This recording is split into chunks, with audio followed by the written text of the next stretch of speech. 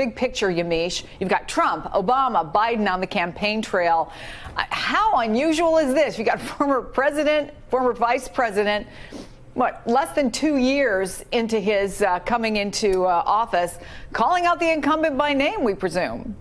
Well, it's, of course, very unusual for one president to attack another president. But what we know is, of course, that President Trump is someone who's completely unprecedented, who has changed all the rules and all the norms of the presidency. And as a result, you have Barack Obama and the Democrats trying their hardest to win these midterms because they understand that Democrats need to win these midterms if they're going to be relevant, if they're going to start talking about what they did for the 2020 election. There are so many people that I talked to on the campaign trail in the last week or so that talk about that. They talk about, if you're a Republican, the main motivating factor is the economy, and it's President Trump. There are so many people who don't even know the policy points of the Republican running in their district. All they can say is, well, that person's going to support President Trump. And then for Democrats, it's all about Kavanaugh still, because there are some people that are very still upset that Dr. Ford and Kavanaugh ended up in that sort of situation with those dueling hearings. And then also there's this idea that we want a check on President Trump when you talk to Democrats. So I think it's still all about Trump and all about people really trying to sell the personality of the Democratic Party. Yeah, and what is that personality? Who is that person, I guess? Democratic Senator Ron Wyden was just on KCDC last night talking about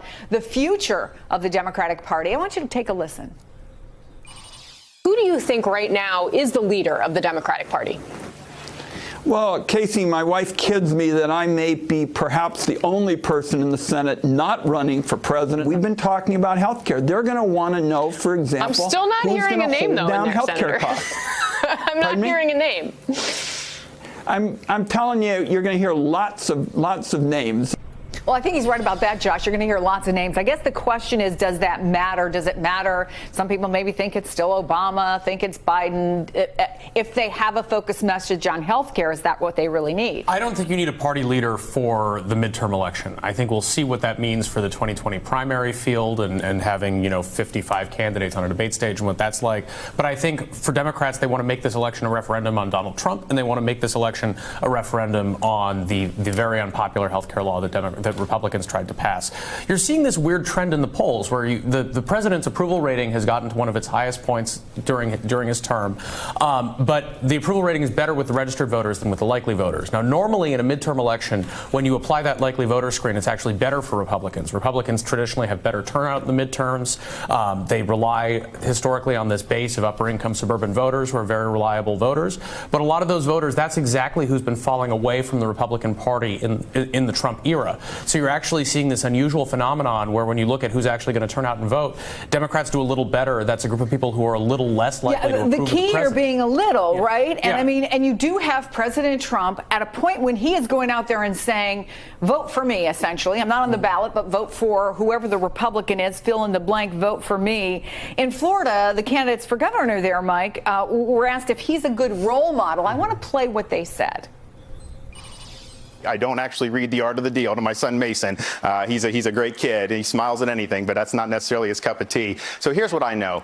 I was very passionate about moving our American embassy from Tel Aviv to Jerusalem. Donald Trump promised it, and he followed through with it. And so to me, when you give your word and you follow through with it as an elected official, that is the model that we're supposed to do. Mr. Mayor? Confused by the question. The question was whether or not he thinks President Trump is a good role model for the children of Florida. That's what I thought originally. I got confused. So, no, he's not. Donald Trump is weak. He can say Donald Trump is weak, and people who are in his party could go on and on and on about the problems for Donald Trump. The point of fact is, we talked for a long time about his base being in the 30s. His approval rating is now up well into the 40s. He's where President Obama was at the same point. What's going on, Mike? Well, it's a debate moment. Gillum won that one, and he won the debate. And it's just pretty clear when asked, is he a good role model? You can't answer that yes, so you have to talk about something else. But what you can do is when you go out on the campaign trail and talk to people, they will tell you Republicans independents. Yeah, I don't like that he's on Twitter too much. I don't like some of the things he says, but he's doing what he said he would do. Right. Well, as you said, the base, and it's tautological that your base will like you. That's what makes them the base. So in terms of expanding the electorate, and in the midterms, it's a little more fine-grained than in the general election. People don't naturally come out to vote. But in terms of expanding the electorate, I think he has a large hill, or all the Republicans have a large hill to climb in front of them, and that hill is named Donald Trump. I know the last polls show that he's more popular than he's been recently, but they don't show that he's popular. I think we've referred to these polls 3 or 4 times. People might come away with the impression, oh, he's now more popular than unpopular. He's still unpopular. But he's still about as popular as Barack Obama was, as Bill Clinton was. Right, but the point is, in 2014, Barack Obama, they kept him out of all these states. When Barack Obama was that popular, the conventional wisdom was, you cannot go to Kentucky. You can't campaign for these people. You're so unpopular. So now that Trump is as unpopular. Maybe that argues for the Republicans, that they feel that they have got a guy in the White House who's going to motivate their people to get to the polls. I think what it is that poll that shows Trump at 47% approval, only 30% say they strongly approve. You have this very large number of voters who are saying that they approve of the president, but they have reservations about that. They're concerned that those people are not going to show up at all to vote. And so he has to go out to try to motivate those people. When he says, vote for me even though I'm not on the ballot, it's because he has to convince them, whatever it was that drew them out in 2016, to come out and do that again. The problem is that when he goes out and appears, he also energizes the people on the other side, and he's not actually on the ballot, and Hillary Clinton isn't on the ballot. And that was one of the main things that pushed out a lot of those Republicans who approve of the president, but not strongly. They hated Hillary Clinton. They were going to vote for anybody else. Hillary is even less on the ballot this year than Trump is. Well, Yamiche, you've been out on the campaign trail most recently. Weren't you just in West Virginia? I mean, Democrats thought they were going to have this big enthusiasm advantage. It has shrunk now. What do you make of what you see when you're out there? Is it any different than what we're seeing in this poll?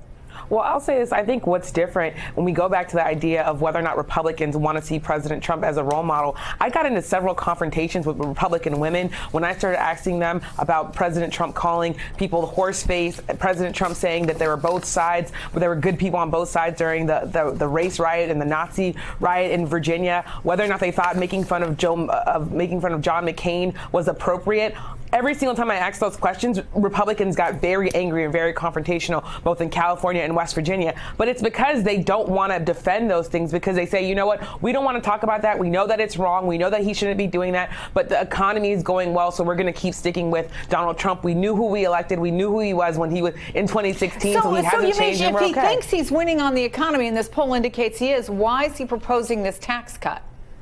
I think he's proposing this tax cut mainly for the same reason why Jeff said. It's because he wants people talking about the economy. He wants people thinking about what the next 2 years of a Donald Trump-led policy strategy could be. And as a result, people are thinking, well, if the House flips, that means he's not going to get that tax cut in, so I need to do that. But Democrats, I have to tell you, they also are very, very fired up. And it is about health care for them. I even talked to a Republican who's voting for a Democrat who said, my children don't have health care. I don't have health care because I can't afford it. So I'm just going to vote for the Democrat in this race, even though I'm a Republican. So the health care is a huge motivating factor for people. We've only got about 30 seconds left, but if the enthusiasm is as high as it would seem to be, and I'm talking about on both sides, does that lead, necessarily to huge turnout? And if so, who does that favor? I think it's unclear. I mean, normally you would say that higher turnout is better for Democrats in a midterm election, but I think that conventional wisdom is a little bit turned on its head because the enthusiasm had been so high for Democrats, and because Democrats are doing better with those higher income suburban voters who have some of the highest voting propensity in the country. So I think it's unclear, but I think it depends where you are. In these rural districts where Trump turned out a lot of usual non-voters in 2016, high turnout is good for him. I think for Democrats that might be different in more diverse districts where they're hoping to get more Hispanic and Asian turnout than usual. Mike? I think that Donald Trump proposed a tax cut because there's never been any consequence to him saying something that he wishes were true, but necessarily isn't necessarily. So that's it. I mean, that's what the election and American politics are. Donald Trump says things, they're untethered to facts, and then people vote on their gut. Hey there, I'm Chris Hayes from MSNBC. Thanks for watching MSNBC on YouTube. If you want to keep up to date with the videos we're putting out, you can click subscribe just below me, or click over on this list to see lots of other great videos.